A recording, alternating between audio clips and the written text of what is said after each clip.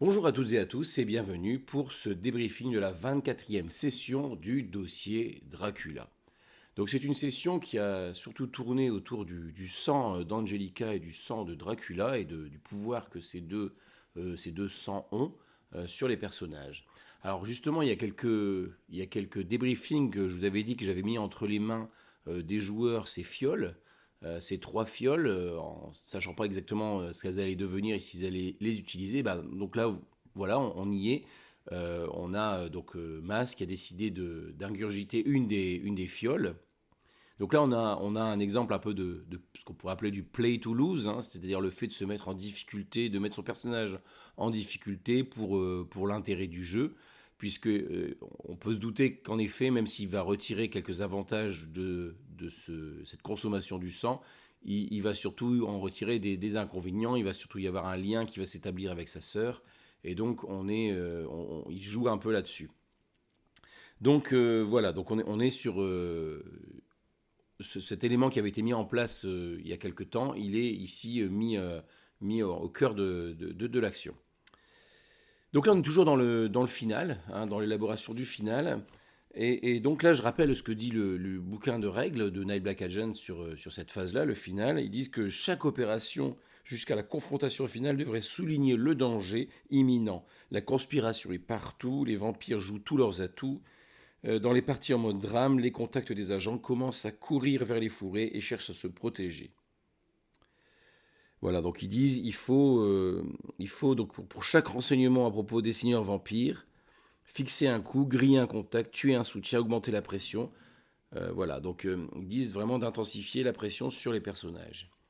Alors ici, on peut remarquer que on a quitté le mode un peu enquête de Night Black Agent. Il n'y a plus trop d'enquête, ils vont peu chercher, ils vont peu utiliser leurs compétences d'investigation là durant tout ça. Euh, ils vont plutôt être en train de, c'est une phase où ils vont plutôt chercher à rassembler des atouts. Donc là, notamment, avec l'approche que joue Madison, il y a le fait de connaître mieux Dracula, de savoir un peu mieux qui il est, et puis aussi de l'occuper, de détourner son attention pendant que les autres agissent. Ils vont chercher aussi l'aide d'Angelica, donc l'autre vampire, voir est-ce qu'ils peuvent avoir son appui, est-ce qu'ils peuvent avoir son soutien pour affronter Dracula. Il va y avoir aussi cet essai avec le sang d'Angelica. Est-ce que ce sang peut les rendre plus forts, peut les aider à combattre le vampire lors de la confrontation finale. Donc voilà, ils vont chercher à avoir un peu des atouts en main pour pouvoir aborder cette confrontation. Et donc ça, c'est un peu ça, c'est un peu là où on se situe actuellement.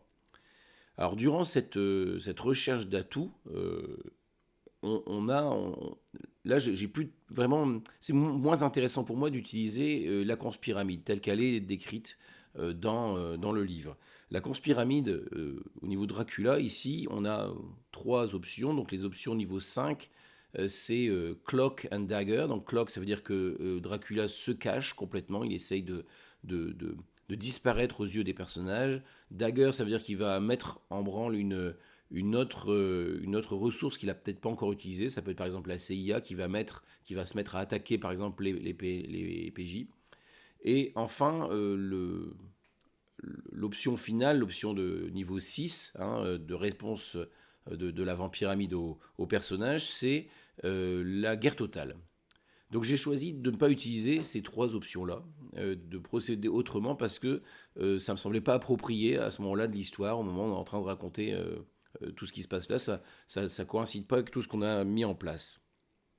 Donc à partir du moment où j'utilise pas la conspiramine, comment je décide, comment je gère un petit peu cette phase-là. Eh bien, il faut se souvenir qu'on est dans un mode particulier de Night Black Agent. On est dans le mode burn. Le mode burn qui a été traduit par le mode drama. C'est un mode où les personnages joueurs vont payer cher en équilibre mental la lutte. C'est surtout ça. Ils vont payer avec leurs contacts. Ils vont payer avec donc leur propre stabilité mentale. Et donc là, on est vraiment au cœur de ça. On est au cœur de ça puisque on a le fait d'ingurgiter ce sang, de se lier aux vampires. Ça va attaquer donc leur stabilité mentale, le fait de perdre des proches, hein, le meurtre du père de Dragos sous ses yeux, la trahison de sa sœur, enfin la trahison, en tout cas l'attaque de sa sœur, on a également les phases d'hypnose là que Oliver utilise sur Madison, hein, qui vont altérer ses souvenirs et donc qui vont altérer aussi son comportement, qui vont avoir un impact aussi sur sa santé mentale. Donc voilà, on est un peu sur tout ce domaine-là pour aborder cette dernière partie, hein. Donc je m'appuie ici sur les codes un peu de ce mode, le mode burn, le mode drama. Alors, pareil, hein, ici au niveau drama, on a eu dans cette séance beaucoup d'interactions entre les personnages, entre les PNJ. Je rappelle que c'était une des demandes des joueurs, hein, en début de partie, hein. Ils avaient demandé à ce qu'il y ait justement des scènes de drama entre eux, des scènes de drama avec des PNJ. Donc là, j'essaye de nourrir tout ça dans cette phase-là aussi, comme on arrive vers la fin, il faut que les enjeux aussi, que les, le- les interactions entre les personnages aussi, on puisse monter un petit peu, qu'il y ait une escalade un petit peu des enjeux, à la fois au niveau de l'adversité, mais aussi de leurs relations entre eux. On sent bien ici, à plusieurs moments dans cet épisode, que il y a la question de la confiance en l'autre. Hein,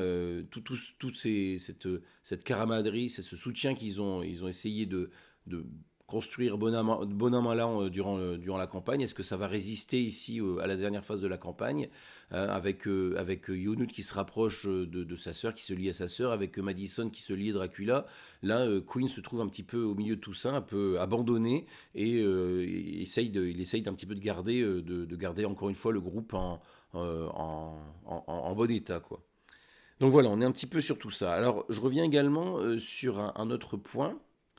C'est le moment que je trouve que j'ai plutôt bien aimé, c'est la confrontation dans l'appartement de la tante de Dragos, hein, donc, où la réunion de famille de Dragos, hein, où donc la tante, la sœur de Yonut, son père se retrouve, hein, avec lui. Et donc pareil, hein, c'est un moment c'est une scène qui est pas forcément évidente, puisque là on a une confrontation entre deux PNJ, hein. On a d'une part la sœur et puis le père, et donc il y a une confrontation assez violente entre les deux. Et le but, c'est encore une fois que les personnages ne soient pas simplement des spectateurs de cette confrontation, mais qu'ils puissent en être des acteurs. Donc là,